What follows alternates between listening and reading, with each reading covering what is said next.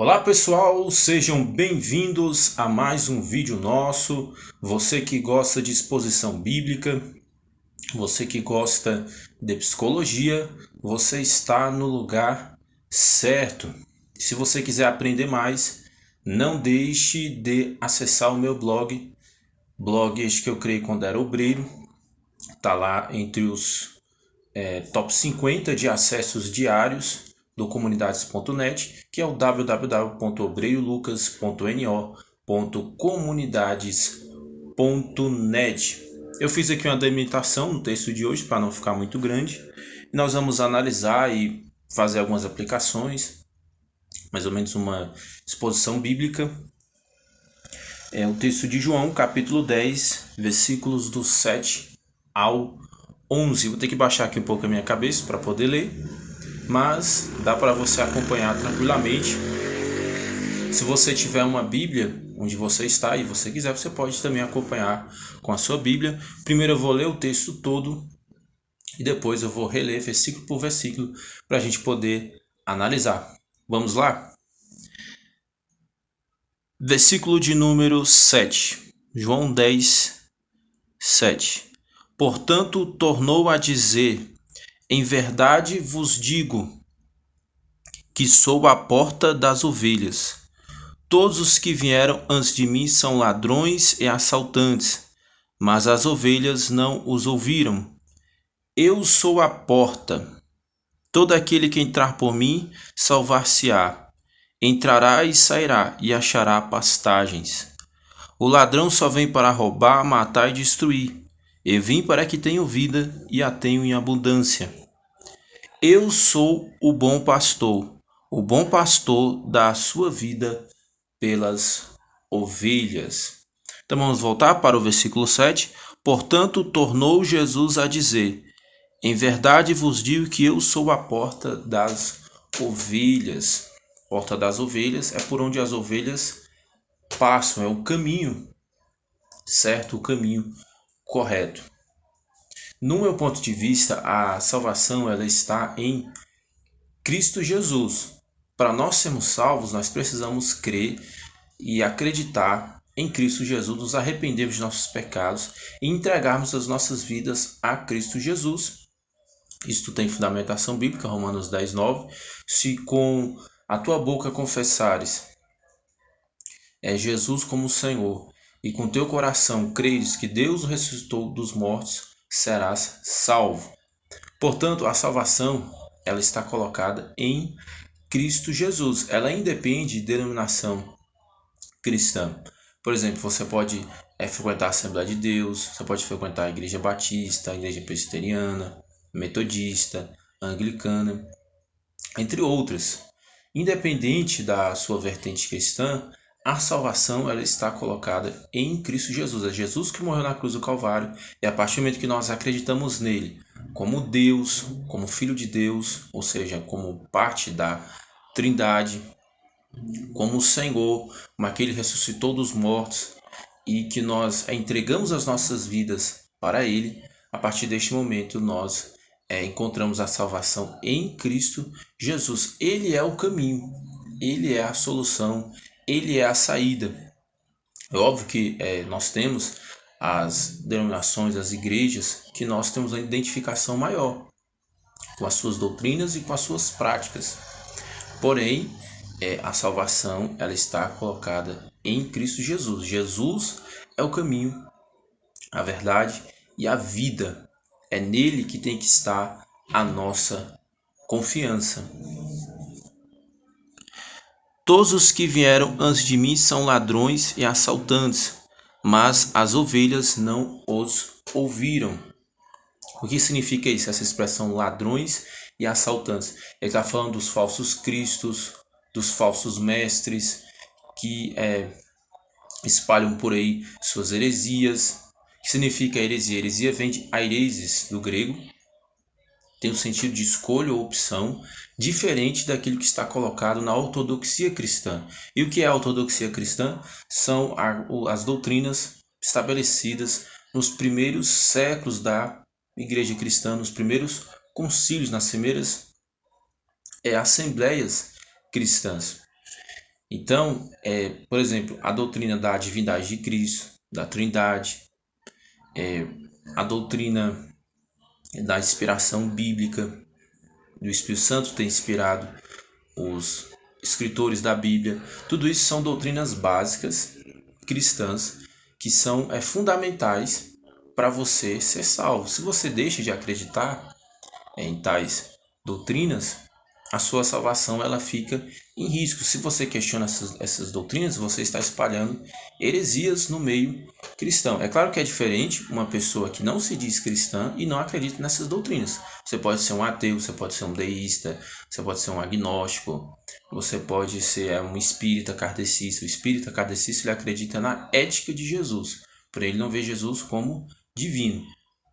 E aí você pode, é um direito seu, não acreditar nessas doutrinas. Agora, a partir do momento que você se apresenta como um cristão, como um seguidor de Cristo, como um evangélico ou algo parecido, você precisa acreditar nessas doutrinas básicas, senão você vai estar incorrendo em heresia e espalhando heresias para outras pessoas. Aqui também se inclui aqueles que fazem a obra de Deus, que pregam o evangelho por motivos errados, que pregam visando lucro, que pregam visando status, que pregam visando a vaidade. É claro, cabe ressaltar que pregar o evangelho gera custos. Por isso que muitas vezes se pedem contribuições, ofertas, porque pregar o evangelho gera custos. Porém, o objetivo no nosso coração não pode ser o lucro, não pode ser o status, não pode ser a vaidade. Tem que ser a adoração a Deus, o cumprimento da vontade de Deus em nossas vidas. Eu sou a porta, todo aquele que entrar por mim salvar-se-á. Entrará e sairá. Entrará e sairá é uma expressão que indica a segurança que nós temos em Cristo Jesus. Ou seja, ele nos protege, ele nos guarda, ele nos livra de todo mal, ele está ao nosso lado e à nossa frente em todas as dificuldades e provações que nós passamos. E achará pastagens. Pastagem é o alimento. E de que alimento nós precisamos? Do alimento espiritual. A palavra de Deus, ela nos alimenta, alimenta a nossa alma. É um alimento que transcende o alimento físico. Óbvio que nós precisamos também do alimento físico, mas o alimento espiritual é um alimento que alimenta a nossa alma. A nossa alma precisa ser fortalecida cotidianamente. Nós precisamos renovar as nossas forças, nós precisamos de um novo ânimo, de uma nova energia para nós darmos continuidade aos projetos de Deus em nossas vidas. E a palavra de Deus, a Bíblia Sagrada, é um alimento espiritual para as nossas almas. O ladrão só vem para roubar, matar e destruir. Muitas pessoas pensam que essa expressão ela se refere ao diabo, a Satanás. Mas pelo menos dentro do ponto de vista do contexto imediato, nós vemos que não. A expressão está se direcionando aos falsos mestres, aos falsos religiosos, aqueles que pregam uma coisa, mas que vivem outra. Algo que nós temos que tomar muito cuidado. Porém, Cristo, em contraste com esses falsos mestres que ensinam heresias, que ensinam doutrinas erradas, que enganam, que mentem, que manipulam, Jesus se apresenta como um verdadeiro mestre, como um verdadeiro Deus. E ele diz, eu vim para que tenham vida e vida em abundância. O que significa isso? É uma vida plena. Muitos pregadores da teologia da prosperidade colocam este versículo como se significasse uma vida de riquezas materiais, e não necessariamente. Uma pessoa ela pode ter uma vida, por exemplo, ter uma vida que ela não é rica, mas ela tem o suficiente para arcar com as suas necessidades, e ter uma vida plena, e uma pessoa pode ser muito rica e não ter ainda essa vida plena. Não que seja pecado ser rico, né? Não sou contra quem tem dinheiro, quem é rico. Se Deus tem prosperado os seus caminhos materialmente, que Deus prospere ainda mais. Mas qual que é o objetivo aqui? É ser colocado que a vida plena tem a ver com espiritualidade. Cristo ele traz uma vida plena para você, porque você vai ter o Espírito Santo na sua vida para te guiar, você vai estar em comunhão com Ele, em comunhão com Deus. Esta é a vida plena, uma vida dentro do propósito de Deus, uma vida de amor ao próximo, uma vida dentro do querer de Deus. E aí nós podemos continuar. Eu sou o bom pastor. O bom pastor dá a sua vida pelas ovelhas. Uma pessoa pode pensar, nós temos vivido um momento onde muitas pessoas têm tirado sua própria vida, têm se suicidado. Sabemos que o suicídio ele é pecado à luz das Escrituras. Eu tenho um vídeo aqui no canal que fala específico sobre isso. E aí a pessoa pode perguntar, mas Jesus ele não se suicidou? Porque ele morreu na cruz e ele não podia se livrar? Sansão também, será que ele não se suicidou? Sansão ele se sacrificou para destruir os inimigos de Israel, os filisteus. E aí nós podemos perceber que não, porque é diferente. A pessoa que tira a sua própria vida por causa de uma doença, por causa de um desespero, por causa de alguma pressão que sofreu, e a pessoa que que não tira a sua própria vida, a pessoa não se mata, mas ela deixa que outros o matem, ou até mesmo corre o risco de morrer, como foi o caso de Sansão. Sansão, provavelmente ele não tinha certeza se ele iria morrer quando ele derrubasse aquela edificação. Talvez ele pensasse que Deus pudesse ainda o livrar da morte, mas porque ele fez aquilo, se sacrificando para salvar, para libertar o seu povo, da mesma forma Cristo, ele podia sim se livrar daquela morte, mas ele não se livrou de diferentes formas, mas ele não se livrou, ele deixou que o matassem, se sacrificando por todos nós, para que nós tivéssemos esta vida abundante, essa vida plena que ele nos prometeu. Então Cristo, ele morreu para que nós tivéssemos vida, para que nós hoje tivéssemos uma nova perspectiva. Então foi um sacrifício em prol dos outros, não foi tirar a própria vida. Ele permitiu que tirassem a vida dele, se sacrificando por nós. Não são, em hipótese alguma, coisas iguais. Deus ele não tem projeto conosco de suicídio. Por maior que sejam os seus problemas, por mais difíceis e irresolvíveis que eles pareçam, você precisa perseverar, você precisa continuar. Enquanto há vida, há esperança, independente de qual for o seu problema.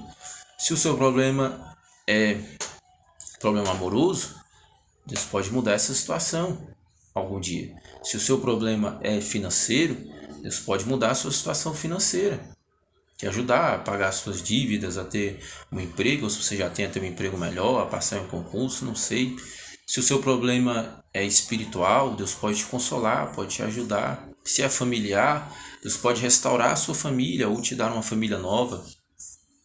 Portanto, eu não vou entrar em todos os problemas porque são muitos os tipos, mas o que você tem que ter em mente é que Deus ele tem poder para solucionar, para te ajudar. Se você estiver vivo, se você suicidar, aí você vai receber o juízo de Deus. E é um juízo muito perigoso no caso de suicídio, porque suicídio é pecado. A chance de você não ter um bom resultado é muito grande. Por isso é melhor ficar vivo e buscar em Deus uma solução para os seus problemas, independente de qual for. Nesta vida, tudo nós nos adaptamos, tudo nós achamos uma solução, achamos um jeito, achamos alguma forma de lidar com aquilo. Mas é necessário que nós perseveremos. Se você tirar a sua vida, aí não vai haver mais esta hipótese, esta possibilidade de solucionar ou de pelo menos melhorar a sua situação. Não faça isso, persevere, valorize a vida, valorize as promessas de Deus em sua vida. Eu espero que você tenha gostado aqui da nossa rápida exposição. Se você tiver gostado mesmo, não deixe de continuar acompanhando o nosso trabalho. Um abraço para você e até a próxima.